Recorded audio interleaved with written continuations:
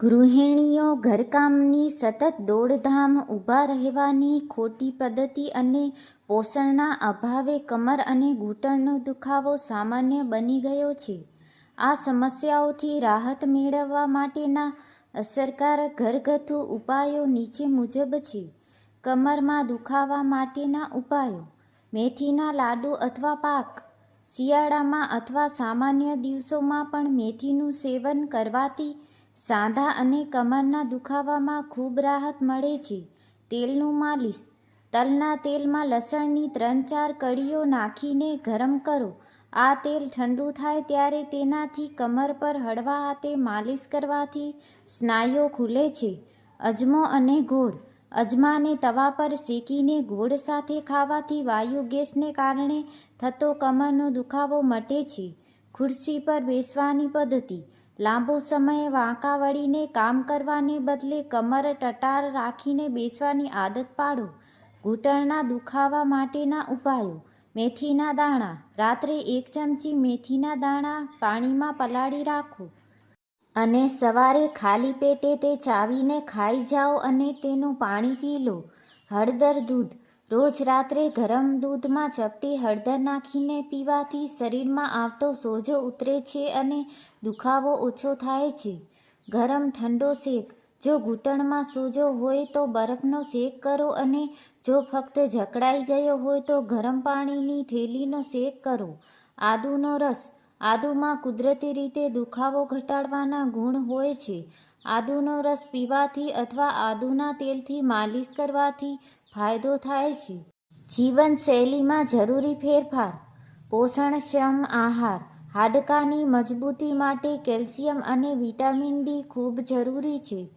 આહારમાં દૂધ, દહીં, પનીર અને લીલા શાકભાજીનો સમાવેશ કરો. વજન નિયંત્રણ: જો વજન વધારે હોય તો તેનો સીધો ભાર ઘૂંટણ પર આવે છે. વજન ઘટાડવાથી દુખાવામાં 50% રાહત મળી શકે છે. હળવી કસરત: સવારે વહેલા થોડું ચાલવાની આદત રાખો અથવા યોગાભ્યાસ જેમ કે ભુજાંગાસન કરો. પૂરતી ઊંઘ: શરીરના સ્નાયુઓને રિપેર થવા માટે 7-8 કલાકની શાંત ઊંઘ ખૂબ જરૂરી છે. નોંધ: જો દુખાવો ખૂબ જ જૂનો હોય અથવા અસહ્ય હોય તો ઘરગથ્થુ ઉપાયોની સાથે નિષ્ણાત ડૉક્ટર અથવા ફિઝિયોથેરાપિસ્ટની સલાહ લેવી હિતાવહ છે. આહારમાં ફેરફાર: ખજૂર અને દૂધ: ખજૂર કે કેલ્શિયમનો ઉત્તમ સ્ત્રોત છે. રોજ 4-5 ખજૂર દૂધમાં ઉકાળીને પીવાથી હાડકાં મજબૂત થાય છે અને કમરની નબળાઈ દૂર થાય છે.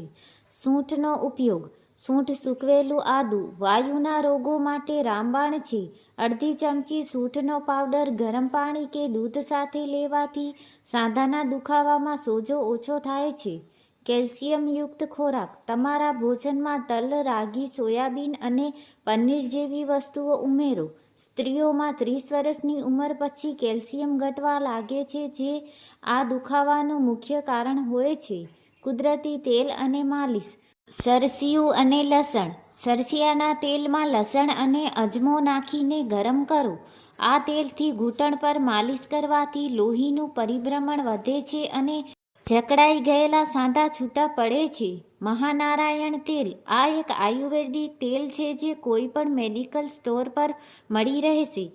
રાત્રે સૂતા પહેલા તેનાથી માલિશ કરવાથી કમરના મણકાના દુખાવામાં રાહત મળે છે. ઘરકામ કરતી વખતે સાવધાની: ગૃહિણીઓ માટે આ સૌથી મહત્વનું છે. ઝટકાથી વળવું નહીં: નીચે પડેલી કોઈ ભારે વસ્તુ ઉપાડવા માટે કમરથી વળવાને બદલે ઘૂંટણ વાળીને બેસીને વસ્તુ ઉપાડો. એકધારું ઊભા ન રહેવું: જો રસોડામાં લાંબા સમય ઊભા રહેવાનું હોય તો વચ્ચે વચ્ચે 5 મિનિટ ખુરશી પર બેસીને આરામ કરો. નરમ ચંપલ: ઘરમાં કામ કરતી વખતે સાવ સપાટ કે સતત તળિયાવાળા ચપ્પલ ન પહેરો. કુશનિંગવાળા નરમ ચપ્પલ પહેરવાથી એડી અને ઘૂંટણ પર દબાવ ઓછું આવશે. ખાસ આયુર્વેદિક ઉપાય: પારિજાતના પાનનો ઉકાળો: જો ઘૂંટણનો દુખાવો ખૂબ જ જૂનો હોય તો પારિજાતના 4-5 પાન વાટીને તેને પાણીમાં ઉકાળી કાઢો તૈયાર કરો. આ પાણી પીવાથી સાંધાના દુખાવામાં ચમત્કારિક ફાયદો થાય છે. માનસિક તણાવ અને ઊંઘ. ઘણીવાર માનસિક તણાવને લીધે પણ શરીરના સ્નાયુઓ જકડાઈ જાય છે. રોજ 10 મિનિટ પ્રાણાયામ અનુલોમ વિલોમ કરવાથી શરીરમાં ઓક્સિજનનું સ્તર વધે છે અને દુખાવાની ક્ષમતા ઘટે છે. ટીપ: બપોરે જમ્યા પછી તરત ભારે કામ કરવાને બદલે 20-30 મિનિટનો પાવર નેપ ટૂંકી ઊંઘ લેવો જોઈએ, જેથી કરોડરજ્જુને આરામ મળે. રસોડાના મસાલાનો વિશેષ ઉપયોગ.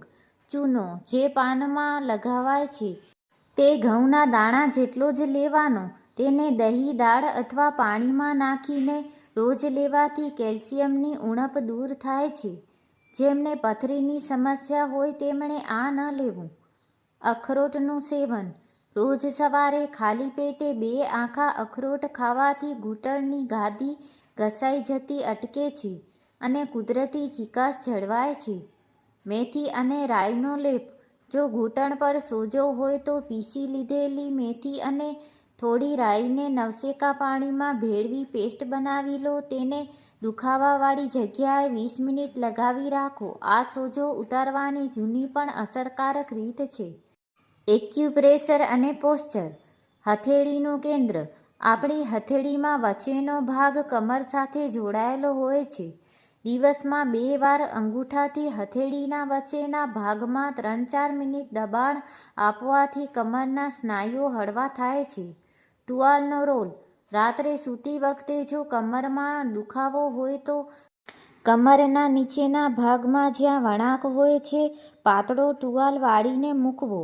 આનાથી કરોડરજ્જુને કુદરતી આકાર મળે છે અને સવારે કમર જકડાઈ જતી નથી. તકિયાનો સાચો ઉપયોગ. જો તમે પરખું ફરીને સૂતા હો તો 2 ઘૂંટણની વચ્ચે તકિયો રાખવો. આનાથી કમર અને થાપાના સાંધા પર દબાણ ઘટશે. ઘરકામમાં સ્માર્ટ ફેરફાર. રસોડામાં પ્લેટફોર્મની ઊંચાઈ. જો તમારું પ્લેટફોર્મ નીચું હોય અને તમારે સતત વાંકા વળવું પડતું હોય તો શાક સુધારવાનું કામ ટેબલ પર અથવા ડાઇનિંગ ટેબલ પર બેસીને કરો. વસ્તુ ખેંચવાની રીત.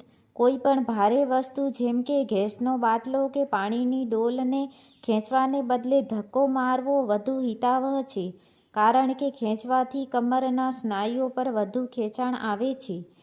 કામમાં ગેપ. જો કપડાં ધોવા કે કચરા પોતા જેવું ભારે કામ કર્યું હોય તો તે પછી તરત જ ઊભા રહીને રસોઈ ન કરવી. 10 મિનિટ સીધા સૂઈ જવું જેથી સ્નાયુઓ રિલેક્સ થાય. આધુનિક અને થેરપી ટિપ્સ. એપ્સમ સોલ્ટ બાથ. નહાવાના ગરમ પાણીમાં એપ્સમ સોલ્ટ નાખીને તેનાથી શેક કરવાથી શરીરમાં મેગ્નેશિયમનું શોષણ થાય છે, જે દુખાવો ઘટાડે છે. સૂર્યપ્રકાશ. ગમે તેટલી દવા લો પણ જો શરીરમાં વિટામિન ડી ઓછું હશે તો ફાયદો નહીં થાય. સવારે 10 વાગ્યા પહેલાંનો 15 મિનિટનો તડકો સીધો કમર કે ઘૂંટણ પર લાગે તેમ બેસો. રાતનો ખાસ નુસ્ખો. રાત્રે સૂતા પહેલાં દૂધમાં અડધી ચમચી અશ્વગંધા પાવડર ભેળવીને પીવો. અશ્વગંધા શરીરનો થાક ઉતારવા અને આંતરિક સોજો ઘટાડવા માટે આયુર્વેદમાં સર્વોત્તમ માનવામાં આવે છે. યાદ રાખો, કમરનો દુખાવો હોય ત્યારે ક્યારેય પણ ભારે વજન એકલો હાથે ઉપાડવાની જીદ ન કરવી, કારણ કે 1 સેકન્ડનો ઝટકો લાંબા સમયની બીમારી આપી શકે છે.